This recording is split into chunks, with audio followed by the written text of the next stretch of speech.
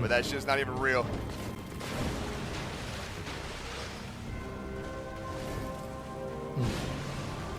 Let me break it down for you, right? Penis, dude. Vagina, girl, done. Come in here with that fucking Nick, the transphobe struggling against the trans game. There's no such thing. The trans game. To be fair, I mean, Queen America and Radagon, it is kind of, it's true. But anyway, what was so crazy to me about this is that whenever I went and I looked at all the comments on this, everybody is supporting Nick. Fucking everybody is supporting him. Like, I don't hardly see anybody. Like, there's a few people that trying to get fried for this take. Look at this. Next right now. It's like people are going nuts. They're going crazy. And so anyway, this is what's happening, man. And I feel like, could you have expected something like this to happen on Twitter, you know, in social media like 2 days ago, something like that, or 2 years ago? I don't think so, man. His opinion's invalid. Plays river supplied. Yeah, for sure. Pendulum swings the other way, basically. Yeah, it's nuts how much things have changed. Bro, like, not a single person that is like, and like, there are some people that are like trying to, you know, argue about it and shit like this.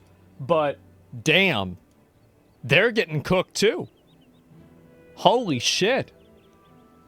Is the public perception changing? No.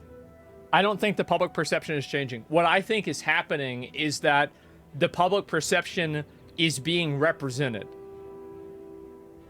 I think that this opinion that Nick has is extremely common. Like, crazy, super common. Now, you can't say this on social media in a lot of cases. You can't have this opinion. But just because you can't say something on social media doesn't mean that people don't think it. And that's the reality. People are not afraid of cancel culture now. I don't think they're as afraid now. And I think it will become more and more the case. I think that comments like this with Nick and everything are going to become infinitely more common. Like, this will become, I think probably in 5 years, this will become the norm. I do. I think that people are, because this is what happens, right? Is that one type of thinking becomes, and I also think that Nick is a really good example of a person who, because like Nick probably always thought this, but he wasn't really saying it a whole lot. And then, do you remember whenever people rallied together and got him kicked off of like the Activision thing with like playing Call of Duty or having a skin in Call of Duty because he said something about like he didn't want like some like activists like dealing with kids?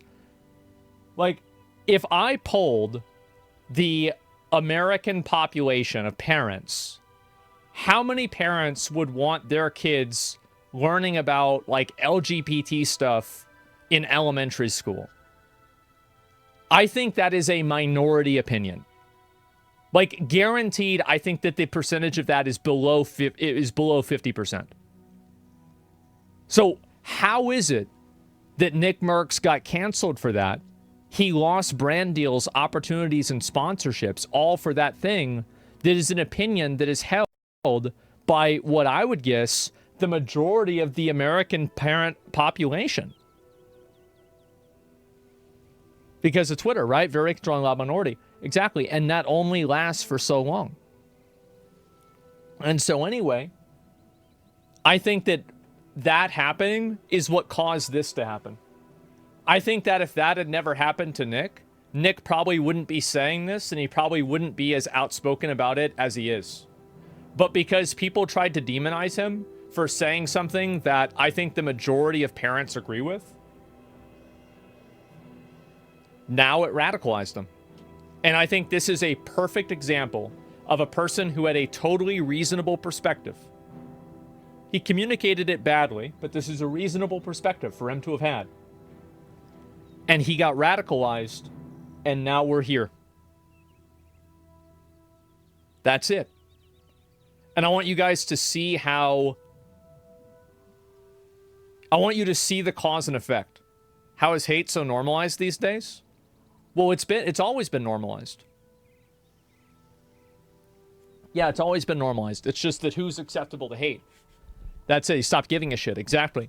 Right? Because once people decide they hate you, then there's no reason for you to try to make them like you. So then people are just going to say whatever they want.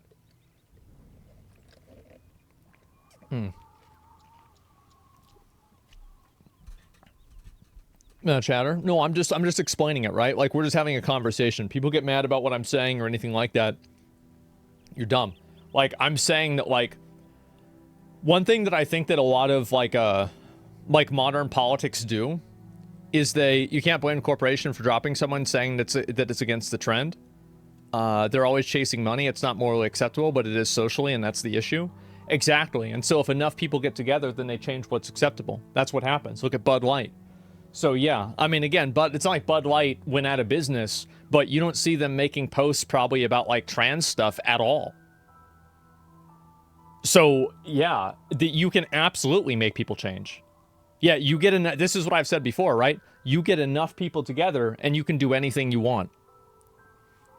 This constant rebalancing? Yeah, I think so.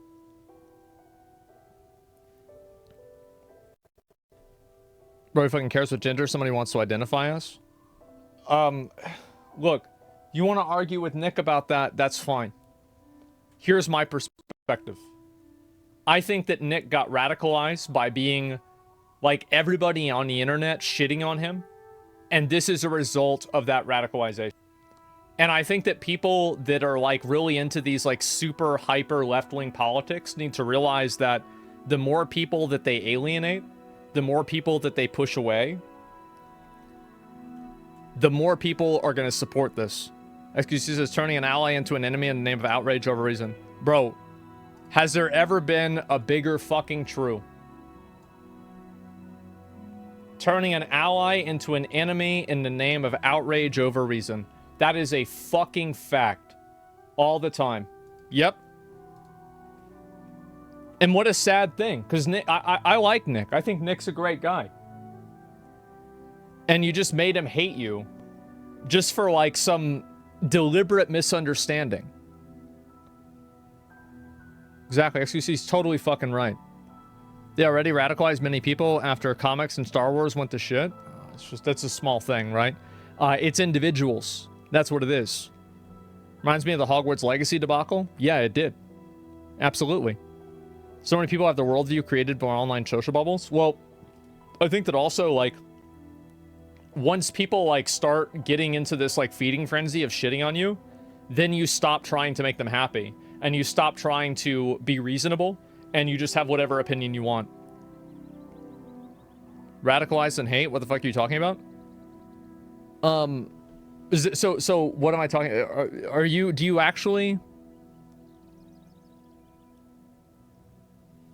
Oh, no, okay, you're mad because I'm not communicating about it in the way that you want me to. You're permabanned.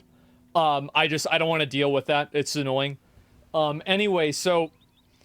Yeah, AFK Brain. Yeah, you're mad that I'm not using the right vocabulary.